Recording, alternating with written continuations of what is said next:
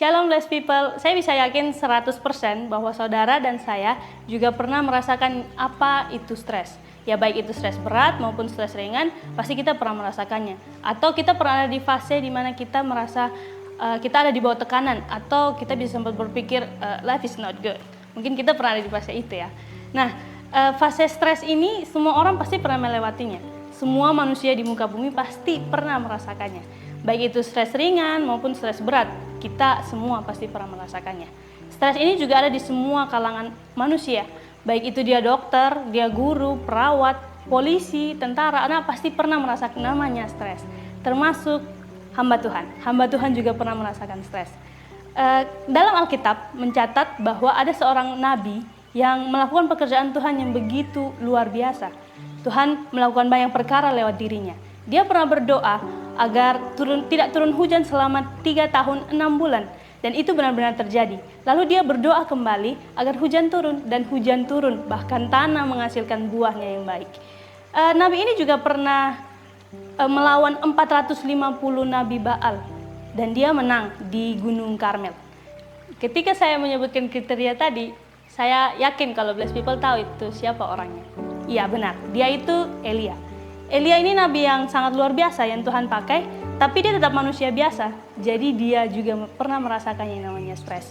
Stresnya Elia ini bukan stres biasa seperti kita, mungkin besok menghadapi ujian, atau besok kita mau pergi kemana jadi kita stres, atau sesuatu yang seperti kita ada di bawah tekanan. Stres yang Nabi Elia rasakan ini benar-benar stres yang sudah tingkat tinggi. Sampai Nabi Elia pernah bilang ke Tuhan, Tuhan cabut saja nyawa saya sudah tidak sanggup lagi, saya tidak sebaik nenek moyang saya, jadi cabut saja nyawa saya.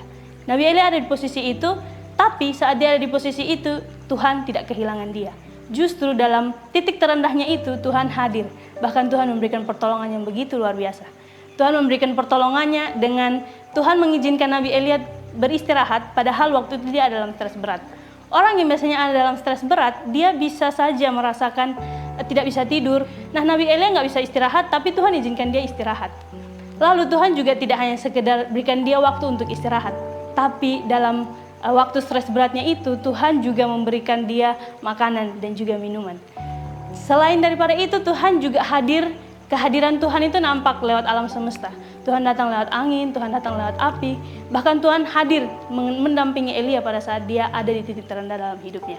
Tuhan tidak hanya sekedar melakukan itu, tapi dia juga menghadirkan Elisa dalam hidup Elia. Elisa ini setelah Elia bahkan terangkat ke surga, dia setia. Bahkan dia melakukan pekerjaan Elia, dia melakukan pekerjaan Tuhan seperti Elia pernah melakukan pekerjaan Tuhan. Nah, blessed people, dimanapun kalian berada saat ini, mungkin kalian ada dalam masalah berat dalam hidup kalian, mungkin uang sekolah kalian belum dibayar, mungkin kesehatan kalian sedang tidak dalam baik-baik saja, atau mungkin kalian ada dalam masalah keluarga, atau mungkin masalah percintaan. Kita ada dalam masalah apapun, mari kita bawa itu kepada Tuhan. Elia dalam stres terberat dalam hidupnya pun, Tuhan hadir di sana, Tuhan mendukung dia, Tuhan mengasihi dia, bahkan Tuhan hadir memberikan apa yang paling dia perlukan dalam hidupnya itu. Mungkin kita masih bisa memikirkan masalah kita, tapi jangan biarkan masalah kita jauh lebih besar daripada Tuhan yang ada dalam kita. Our God is real.